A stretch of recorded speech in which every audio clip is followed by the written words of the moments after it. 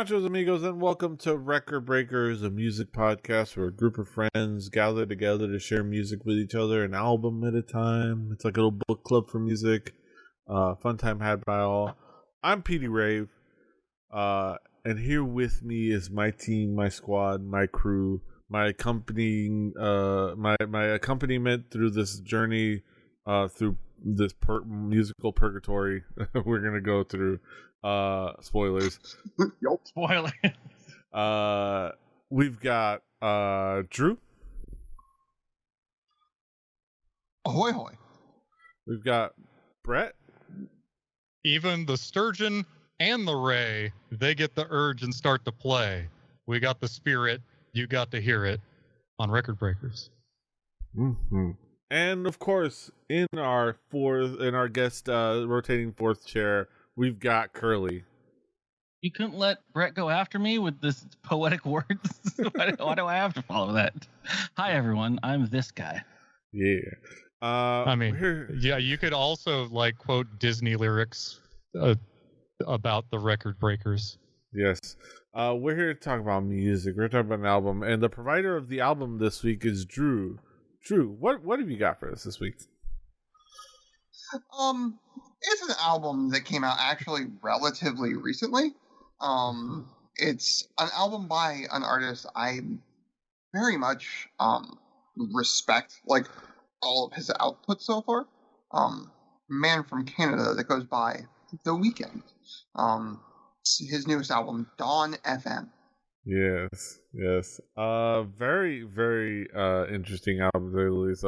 Let's talk about expectations, because this one was an album that dropped suddenly, and we just recently talked about The Weeknd.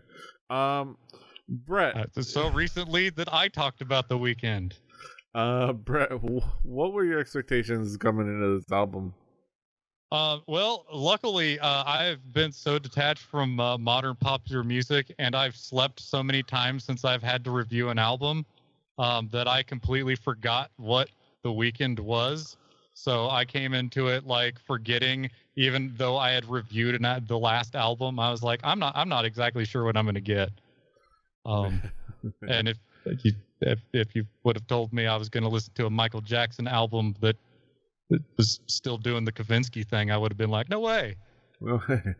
Curly. Curly, what expectations did you have coming into this album? Honest to goodness, I don't know very much at all about Mr. The Weeknd.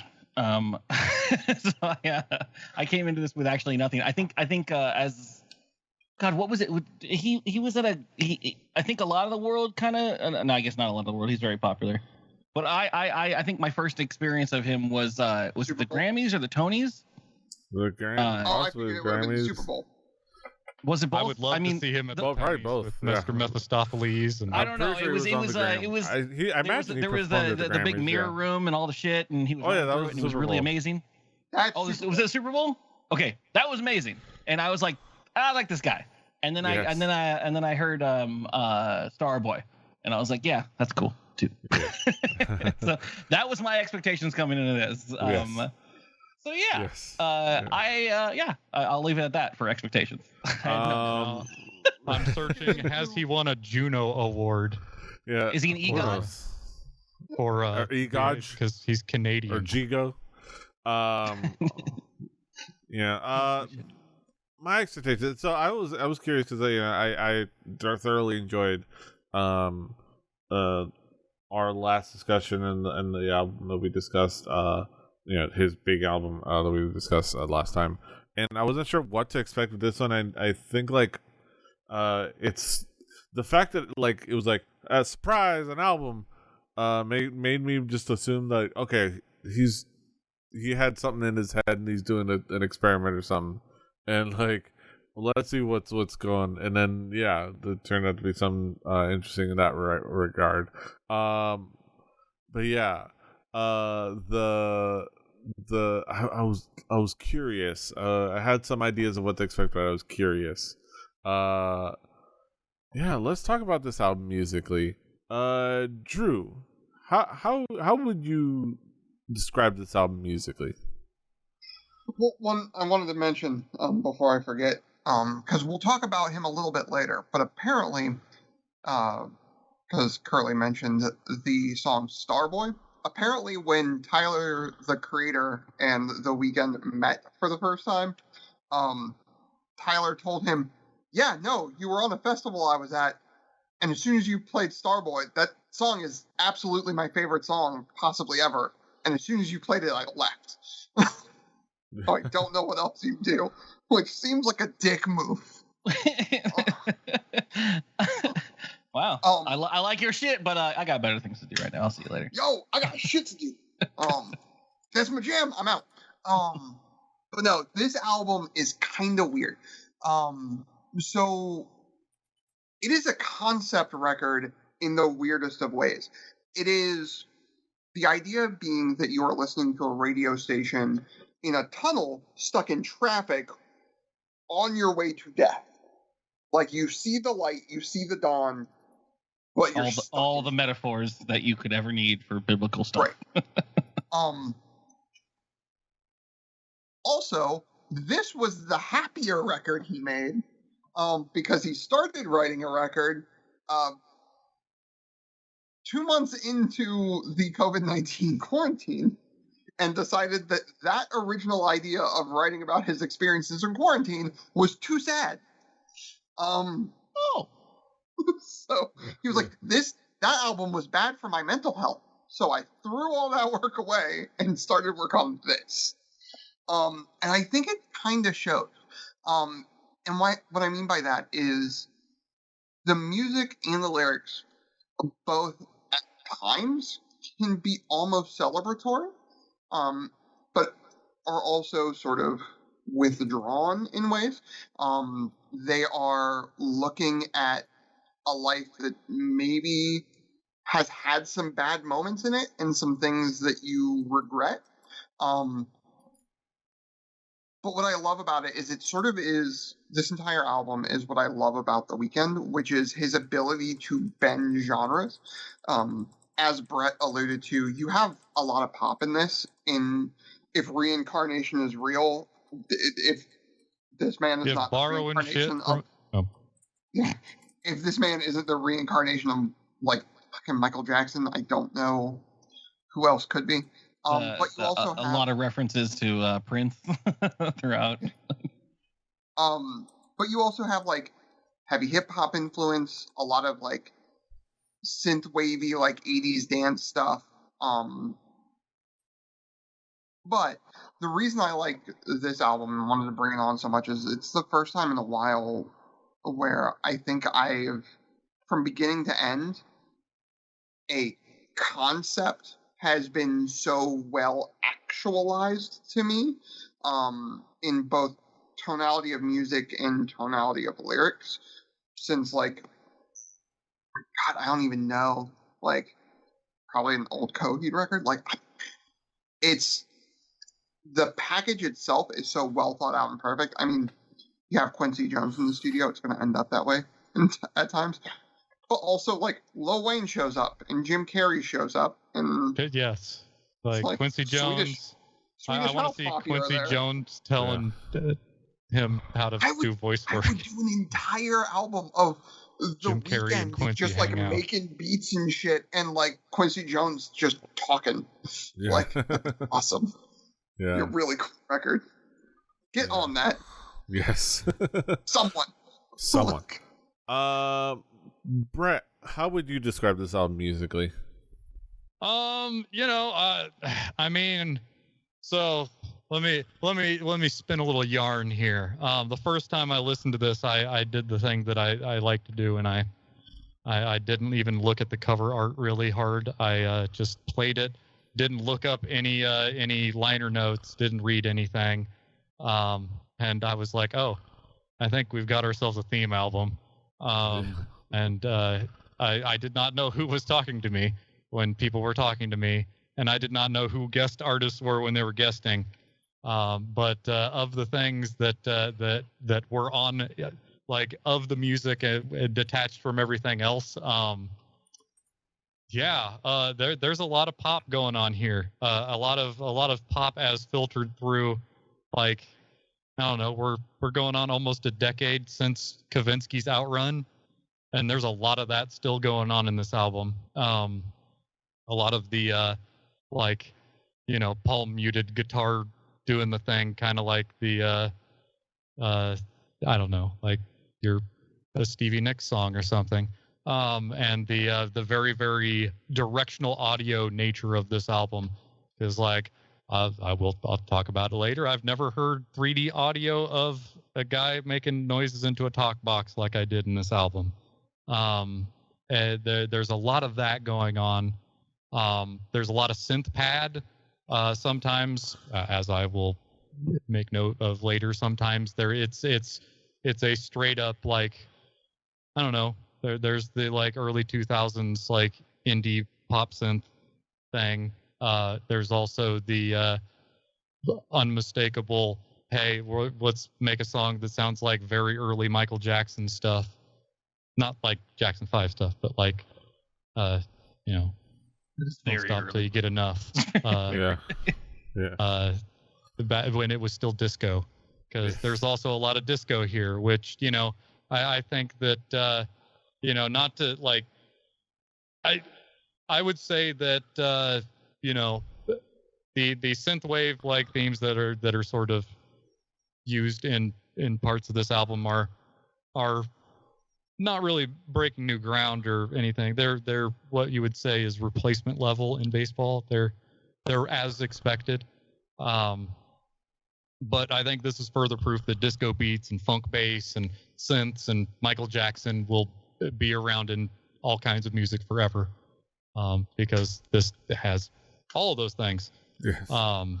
And like, it's also an album that goes in a lot of different directions. There's not one set style, even though the themes are like trying to be similar. Like from one song to the next, you could be hearing something that is very much designed for radio play, where the track before was not so much. So, as I will repeat again, I am not a lyrics guy. Lyrics don't speak to me. The lyrics of this album aren't necessarily anything I can relate to personally.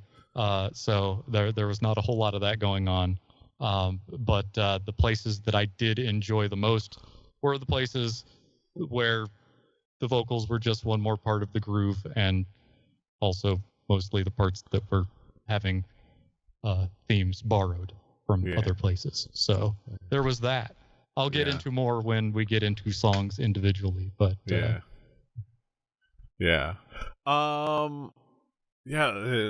Curly, how would you describe this album musically? So I think I mirror a lot of what is that I do the same kind of listen when I go through an album first. I listen to it sight unseen. I don't try to Google, you know, any of the lyrics.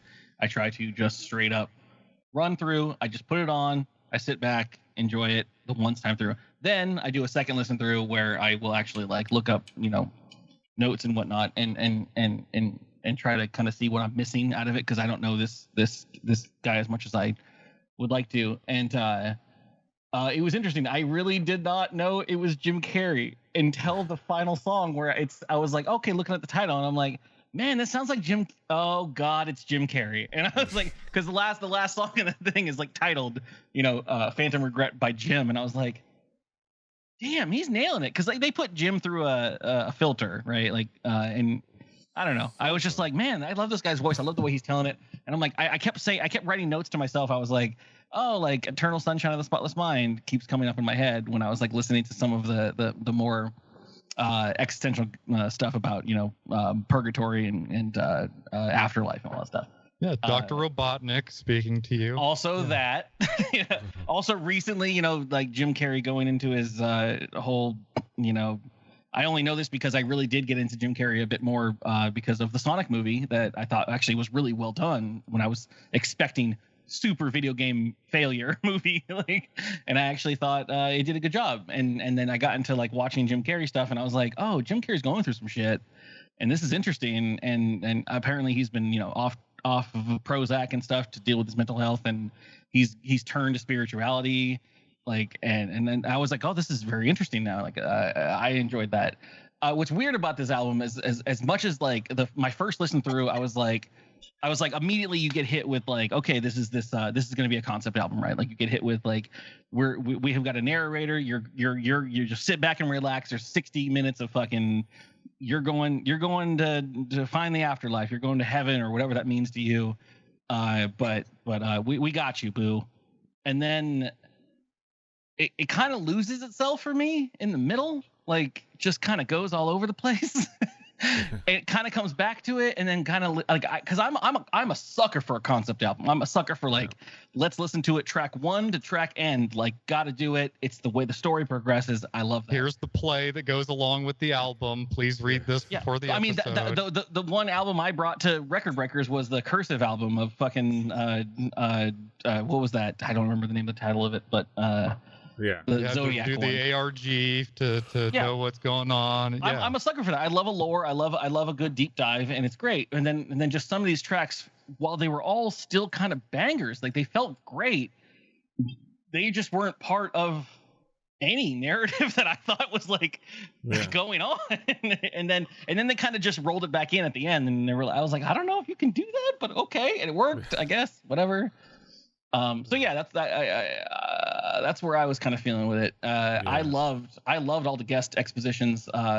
Oddly enough, and I will go into it later, but like I think some of as much as I love The Weeknd from what I've heard of most of the songs where he's rapping on, is just like they're great. I don't know the lyrics touch me at all because I do read the lyrics. I do get deep into it. I want to know the lore behind it, but like I was like, what is happening in half of them? And then why? And it's also whiny. I'm like, I didn't know your emo as shit. Weeknd, like, like, it's like hanging out with your drunk friend who's just like, can't get over this girl, man. And it's like, calm down, dude. Calm down. No one cares. Like, and then it. But then some of them more. But again, at the same time, it was great. It was like a good beat. If I ignored what I was hearing lyric wise, it was just another instrument, like you were saying, Brett. But then some of my favorite tracks on this whole entire thing are literally just the spoken word shit from guest artists. Or like I enjoyed some of them more than I did the entirety of it because I get all nerdy about like lyrical shit and like poetry shit, and I'm like okay, I'll go into it later, but that's where I'm at. It felt all over the place. Yeah, I think it is. So there's a trapping in there. It is interesting. So the themes elements where it does is like it's an album of just a bunch of synth-wave, synth-pop, retro wave tracks, all that fit together musically. The theme of like going into the afterlife, the Dawn FM, the making it a radio station is a great trick, great cheat. Because it's you can have a overarching theme to the album with going into the afterlife and life and death, but then you can just put in your random synthwave tracks that you made that are just like breakup tracks or just random like just songs you had that don't really fit in the theme. Just say, hey, it's a radio station, like. So it's the radio station. They're playing songs and then it all fits musically, so you kind of have that cheat, which works well. But yeah, it is a collection. Like there are multiple types of like those adjacent genres. But it is like synthwave, retrowave, R&B and things like that, and like a dance pop and synth pop. All you get the synth, you get you get a little bit like. Brett said, the palm muted guitars and things like that. It's very it's made to be boppable and danceable. Copyright infringement. Yeah. And it is it uses the conceit pretty well. It does. It was always, I think, probably going to be like that, where like the concept was like it mainly exists in the skits and slightly in some of the themes of the albums, but and some of the themes of these songs. but it's a fun wrapping around. I have these bunch of synth-pop, synth-wave songs that I wrote, and I also had this idea of this visual that I wanted to talk about in music, in audio form. I think it ultimately it'll work well. So but it's those things. But let's talk about some of those key tracks. Let's talk about some of those tracks. Drew, what would be some of the key tracks to zero in on? Opening with like the most like beautiful like birds and like these ethereal synths, and then Jim Carrey, I think, is a fucking choice that I very much adored. Then Here We Go Again. Two things about that one really hit me. One, the tone of the synth was like super entrancing to me. It had that like 80s sitcom tone. It reminded me of The Greatest American Hero. In it, like in the tonal quality, obviously not the music, but like the tone of it itself. And also, Tyler the Creator could be like smooth, which is not something like, I guess I still remember him as like the sort of weird, irreverent one, and I forget like he's sort of grown up and doing other things now. I was like, oh, like this dude can like be like smooth and like cool, and that's weird. And I dug it, and made me realize like I need to like check more of him out. Having a fake commercial in Every Angel is Terrifying for a fake movie is the most Home Alone ass shit I've ever seen in an album. Like, shout out to Arthur Fleminger. Yeah, cameo by like a random ass director. Like, fucking okay. And then also, I Heard You Were Married. I always forget Lil Wayne is alive because every time I see Lil Wayne, he looks like a fucking dried up like gremlin. Like a California raisin. Like you found they found him in a sarcophagus somewhere. I saw him live in concert, which is the weirdest phrase that I've ever said in my life. But Lil Wayne, I saw him do a live show, and he was like looking shriveled up like he does, but then wearing like what amounted to like a muumuu that you would think like an old white lady would wear. Like just this like, I was like, I don't know what you're doing, Wheezy, but okay. I'm in for it. Cool. Like he was Wheezy's not looking so young anymore. Having a good time. He's not. He can wheezy. still go. Like, also the bass line. The bass line in this, like, there hasn't been a pop bass line that I've wanted to learn as bad as the I Heard You're Married bass line in a while. Shouts out to Ariana, maybe. I think it was Ariana. But oh, yeah. Brett, what would be some of the key tracks for you? Take My Breath. They had the Kavinsky plug-in, and when you hit the button, it goes wow, wow, wow. Yeah. It's sounds like Fester Overdrive. 100%. Yeah, you gotta like have your Ryan Gosling movie with the sounds coming when you the arpeggiator going off. But yeah, there's a talk box now mouth noise, but not like Chromeo. And the spatial audio, thanks to Microsoft Windows, made sure that I was hearing it bounce all over everywhere, like in a rotation. That was kind of weird. Definitely do that, especially when you're on hard drugs. Sacrifice. So hey, they're also fans of Michael Jackson. Like down to the vocal reverb. There's a lot of vocal reverb on this album, and it was used to different effects. But yeah, the disco drums and the synth pad is like it's almost like it's, and I will say it in this next album, less than zero. It had some strong The Killers feel, because nothing says synth pad like 2004 Boys from Vegas just with everything going underneath.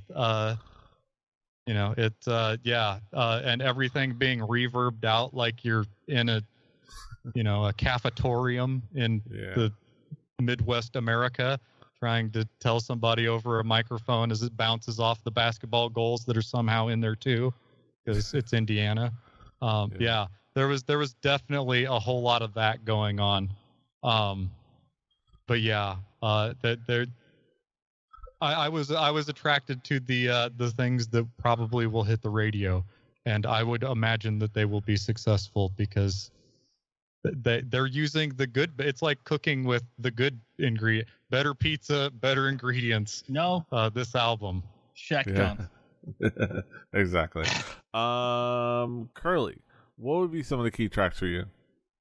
For me, as I said, a lot of the stuff that really hit me. I liked the album best the first time I listened through it without lyricking things, and then I started to get really you could delete a couple tracks. I'm just saying. That's where I was feeling that. For me, I liked a lot of the Out of Time. That one I kept going back to because I felt like for me that was more in line with what the theme was trying to tell of Mr. Le Weeknd trying to grow and show that he has grown, because a lot of these tracks are about especially some of the earlier tracks are just about like, this is what I was all about before, drugs and fucking anyone and whatever, and now I've actually found some shit that I think I need to get away from, because I don't know. So theme wise, I think a lot of his shit is like trading addiction of drugs for addiction to women, or also just not realizing that those are the same thing. Like he kind of just doesn't. It's listening to someone who really needs therapy a lot for me, like just going through this, and I don't know if he's getting it, but he seems like he's trying to find himself during all of this, like we all did during the aforementioned done. It's all over now, pandemic.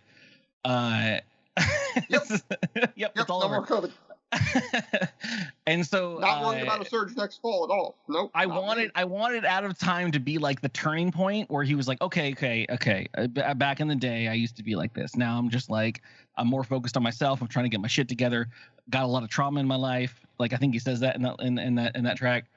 And it really spoke to me. But then like you get on the next track after that is like, here we go again, and I'm like, you're just back at your shit, dude. Like you're back trying to like talk about this girl that is now like she might be the dream woman or whatever, and it's like that's addiction, homie. Like stop. But you don't get there. Yes. But then again, my favorite tracks are stuff like Tale of Quincy, like just letting Quincy Jones talk over a fucking beat. Is reminiscent of some like a lot of these actually feel a little bit like some of the more concept-y Daft Punk like tracks. Yeah, you got to talk that guy talking about that synthesizer clicking. Yeah, that one. The one where he's talking about the synthesizer clicking. But it just feels like that. But it's also like real talk. It's real fucking Quincy talking about shit. And then even like I almost want to call it my favorite track of the album is like the fucking Phantom Regret by Jim. Like just having fucking Jim Carrey just speak.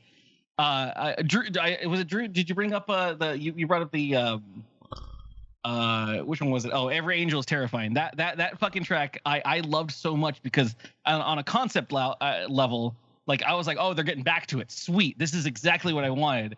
And just trying to treat it like it felt like old dog pound doggy style like radio shit that they put in interludes in between like albums and stuff, where it was just like oh they do like the radio edit sound, and then it was just like here's a new commercial, and it was like DJ suck T-nuts, like, and it's just funny shit like that. Like it was hilarious to me, and it was good, and it had a whole bunch of just like concepts about how just like, yeah, this is fucking this.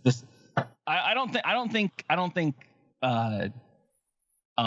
Weeknd is very religious, but I love that he plays like we all do with the the concepts of I love biblical concepts. Like I do. That's what the Record Breakers loves to do as well. We have the biblical concepts that we're bringing today. Like I'll be Job. Make me suffer. I'm a I whale. love to play with it. I'll be the So yeah, You'll for be me, the my whale. I'll be the favorite couple potted tracks- chrysanthemum or the potted The whore flower. of Babylon himself, Petey Rave. Yeah. But yeah, talk about the tracks. The numbers don't lie. This spells a disaster for you. Sacrifice. Sacrifice had a cool concept, a cool attitude, and it worked well. And like it was menacing in a way that was really interesting. Similarly, but Take My Breath was definitely, single material. The hook when like it hits like the Take My Breath, like it's engaging and catchy, and it works really well, and it plays well with Put that on the soundboard, please. The Kaminsky, walls.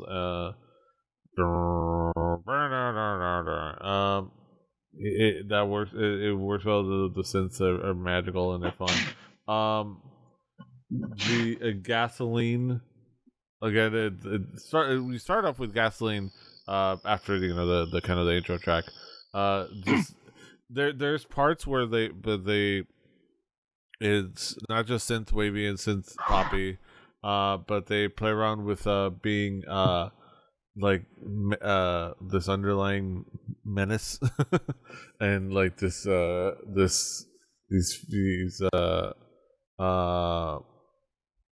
fearful characters the kind of the part where it feels more like there's a story going on, which is a really cool and interesting, and like going to like they talk about Every Angel's Terrifying, having that like commercial in there. Shout out to Arthur Fleminger. It's interesting. It's an interesting skit, and it's what it is like the theme, the concept album is in the skits, and then the songs are just songs he had around that he was making at the time. That's what it felt like for me. I'm just saying, like it did. We'll get into the conclusion. But I think that we were talking about like those skits. The skits are fun, like the Jim Carrey's like existential poetry jams, and particularly at the end to kind of wrap things up with Phantom Regret by Jim. Kind of like that guiding you to the end of the album is captivating in a way and kind of cool. I I'll go. We'll wrap it around in the conclusion when we talk about that. But I think those will work. I will say, the two major featured. Here We Go Again. Tyler was cool in his feature.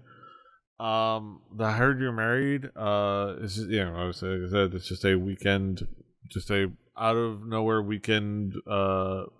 They're very existential.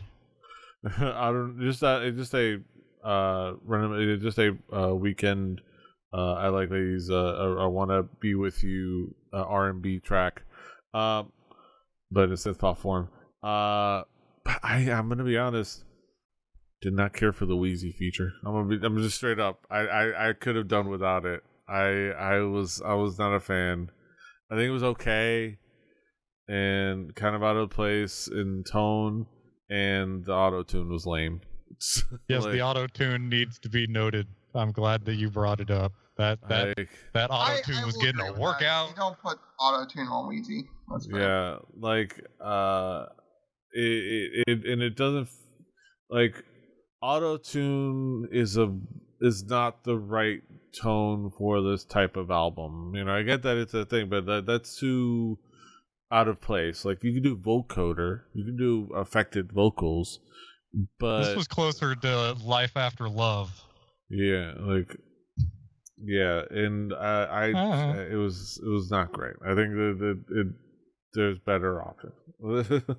And it was a good song box. otherwise. They had a talk box in the studio. Put him through a talk box and have somebody chromio him through a keyboard. I thought the tracks sounded fine, honestly, before I looked at it, and I was just like, I am so bored with these lyrics, with what they're saying. Like, it's just so boring. Like, you spent 4 or 5 tracks on the rest of this album talking about how good your dick is, and people fall in love with you because of it, and then now you're mad that someone else is just like having someone else on the side or married. I don't know. I'm just bored with it. That's healthy confidence and on display, certainly. Yeah, no, and it sounded petty and sad, is what it did to me. And I might be a little biased. Dating sounds fucking exhausting, and all of this stuff about like I'm with this new girl now, and I miss my old girl, but this old girl was great because of this. Now she's like with this other guy, and I'm like, oh god, just shut up, just stop being a dick. Then, like, I don't know, man. But yeah. Those to be fair, that's a lot of R&B. Yeah. But I've heard it done better. I think. I don't know. That's I don't know. I don't know what the Weeknd was about, and I just enjoyed music like without looking deeper. And I don't know if I like that I looked deeper now. Yeah. Those are the tracks I keyed it on. Let's bring it around the horn again. Bring it back around the horn. Talk about some conclusive thoughts. Brett, what would be your conclusion on this album as a whole? I mean, quality-wise, I mean, it's okay. I mean, aside from some choices and, things that are just straight up my opinion, like, they did an okay job of making a music album. But I'm not personally upset that I had to listen to this album, like, not at all, but I wasn't exactly moved in any emotional way. Your mileage may vary, but I really don't see anything here that could get anybody worked up about anything one way or the other. It just sort of is, and that's fine. Like, I thought that the noises and the sounds and it was an all right time. Am I going to get the tattoo and sign up for their mailing list? No, I'm not. Curly, what would be your conclusion on this album as a whole? I wanted to like it a lot, and I thought I liked it a lot, but every time I listened to it, I think I gave this one. I wanted to do a better diligence than I did on the last album, which I did like, and I just only had like an hour or two to listen to it. I went through this once blind, and it musically I did it. It's poppy, it's fun, it's great. And then I started to dig deeper, and I didn't really like. Usually, what happens, I like something more the more I dig into it, and that's kind of like the secret. Like, you get the Easter eggs, you get the little like fun things you get to find out. And every time I found out more stuff, I just didn't enjoy it. Like, a lot of what I saw from lyrics websites were just like this girl or that girl, or he's dating Selena Gomez or this or that. And I'm like, oh, okay. I remember being 20. I don't know what you're doing in your 30s, man. Like, it just seems like he's placing a lot of his existence on. He's placing a lot of his existence and his understanding of the world in either drugs or dating or whatever, and I don't know. I hope he gets through it. I really do. Like, and it seems like he's working towards that. It seems like that is a thing. But also there's a lot of these tracks that are just like they bop. I'm down. So yeah, I don't know. I enjoyed more of the existential stuff. Like, I think he did a really good job with the idea of a concept album, but it just kind of didn't land fully. And it was like it was helpful to have like Jim Carrey doing his stuff, but like, I don't know, it just didn't land to me. Who else could we cast as the Jim Carrey role? Other Canadian comedians. Eugene Levy would work. I would hear him talk about things, but Bret Hart, Mike Myers needs Bret to the Hitman Hart. It would be. I mean, it would be out of place and random. Yes, known comedian Bret the Hitman. Oh, he's hilarious. Hey, He's out promoting a minor league hockey team right now, I believe. Yeah. I just saw him earlier. He gave us the great comedic line, how dare you doubt El Dandy? I have such a trouble with like some of the stuff that was in like Gasoline or How Do I Make You Love Me. Like it's a lot of like nihilism, and I have such a hard time like talking with nihilistic people. Like I just don't understand. But you also spent the 90s hanging out with edgelord white dudes? Yeah.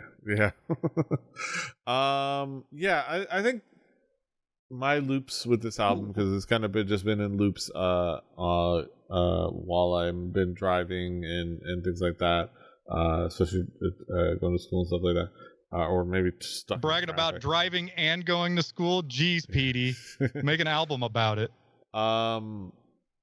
Being stuck in traffic myself, which is an interesting way to listen to this album. Being stuck on the freaking Palmetto Expressway, trying to go home from school. It is an enjoyable musical experience. It is fun synth pop, fun synth-wave. The what's been discussed as far as the lyrical content, that didn't really faze me. I'm just kind of used to that, especially just remembering the previous album. It's going to be part of the Weeknd's lyric are going to be about his lamenting the troubles of being Mr. R&B pop star and the problems that are heretofore there. It's the classic rock stars singing about the troubles of being a rock star thing. It just there are parts that are great. There are parts that aren't great. Yeah, living in the light. Yeah. Life sucks sometimes. There were like 20 Rush songs about that. But life is better than the nothingness. Is a lot of the concept of a lot of this, and I dig that. Yeah, I dig that what I felt a lot was this guy's he's fucking feeling it out.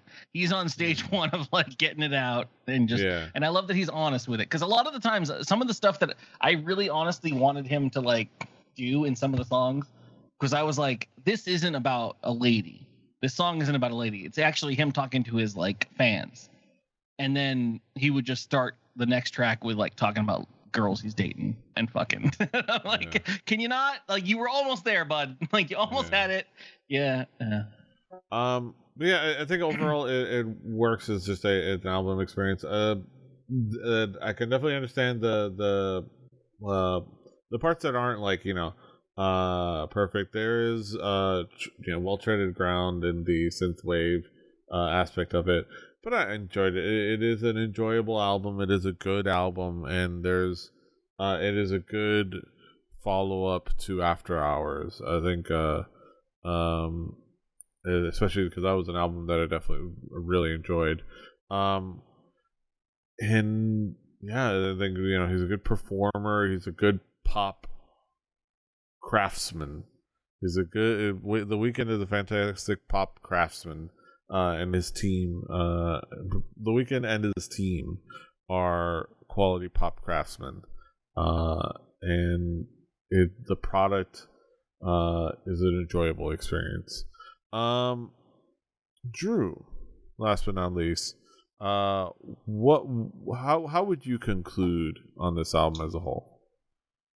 See, the thing about this album to me that I love, and what I love about The Weeknd in general, is one, the way he produces, and the way that the team in general and the people he brings in create like a very cohesive sound.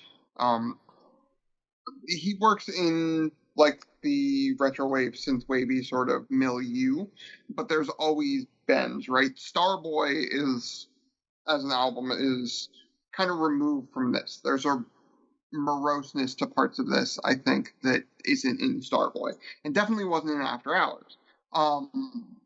This album, I think, lives really beautifully with that, and that's why I think the tour is going to be when he finally gets on tour, which should be coming, I think, this spring. I gotta check tour dates. But it's going to be that album and this album together, right? And the idea being that after that party comes this, right? There's the After Hours party, and then Until Dawn, this album, right? The parts that didn't work for Curly are oddly the like things that worked for me. There's a certain level in like from how I listened to it, right, and how I took things is that he is working through it, right? There's a lot of him grasping at like what happens after that, and who am I after like I've had these hits, and like I'm now in this limelight, and I'm doing this, and I'm living like the good life, but like what is that really? So it's a lot of dealing with like, okay, I've cared about these people before, and I'm like, or I've just had sex with them, and now they care about me, and I thought like this was just like the rock star life, and what is the rock star life, right? So it's those songs work on the FM dial way, but they also work on the hey, this is what begets that and begets the other thing, and this is how it moves, which I thought was really cool. I get where it doesn't always click, like perfectly, but there is a tonality, and I think that is something that when it comes to concept records, I very, very much enjoy, because there's the ones that just like, oh, the lyrics make the thing. I think The Who did that. The music, the tonality of it, the way it was built, and then the lyrics are different. Right, they almost are juxtaposed. But Rush or the Mars Volta, I think, use musical cues and tonalities, which I know are two like, great tastes that taste great together. These three bands are very different, but like they've all made concept albums. So like in the idea of concept albums, like they use tonality, they use musical beats, they use the sounds to sort of beget what the music is also trying to tell. Coheed is also very good at doing that at times. So it's something that I think is done well here, and doing that in a pop record, I like, is really weird to me, and I think is cool to be highlighted. It's why, like, because the internet as well, I guess it's a concept album in a genre that doesn't have concept albums mostly, which I think is cool. Yeah, those are our thoughts, and those are our conclusion. And now we get to the main event of the evening, the moment you've all been waiting for, our haiku reviews, where we sum it all up in poetic forms with 575. Bing bam boom. Let's get down to the nitty gritty. What was that? Bing Bam bam bam boom. boom. Yeah. Let's get down to the nitty gritty. Haikumero numero uno. Brett, what is your haiku? Solid production. It's mostly agreeable, though I was not moved. Curly, what is your haiku? I went with 103.5. Mr. Weeknd has demons. Divine Boogaloo. Nice. My haiku, Groovin' Afterlife, Synth-Pop in Purgatory, Weeknd kills again. Last but not least, Drew, what is your haiku?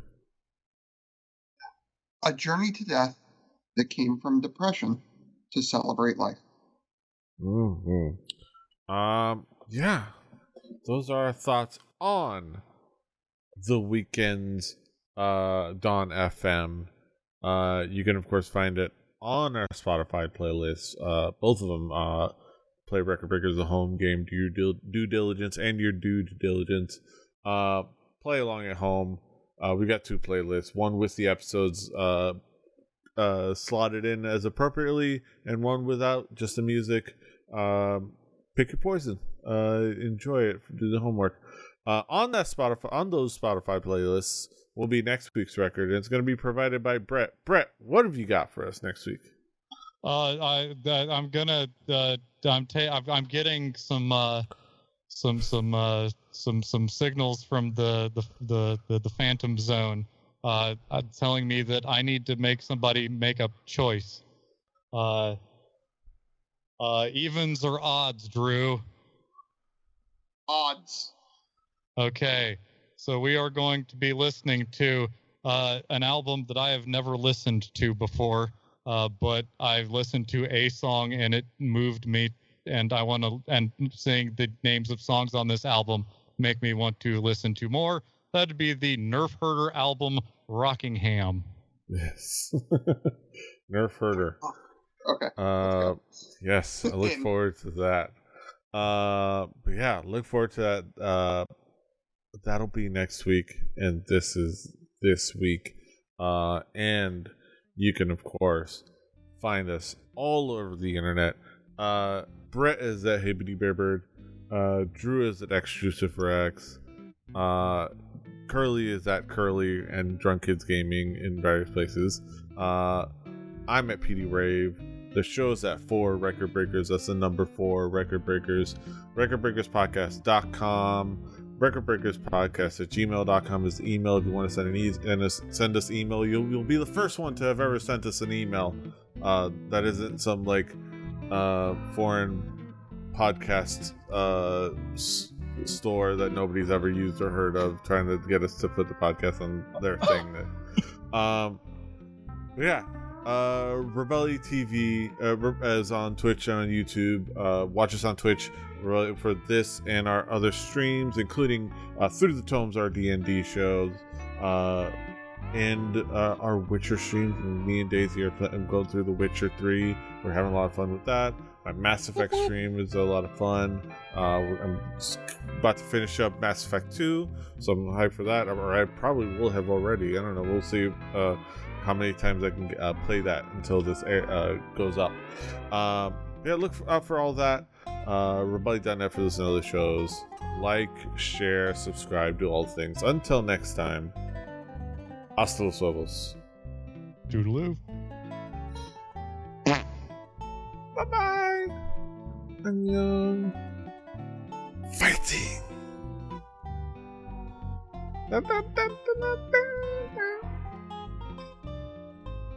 Hit that post hard. There's a good squiggle lip coming up right here.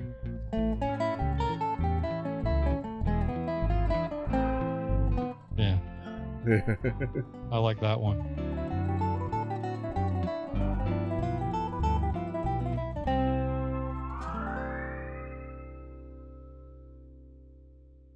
Diamond Club hopes you have enjoyed this program.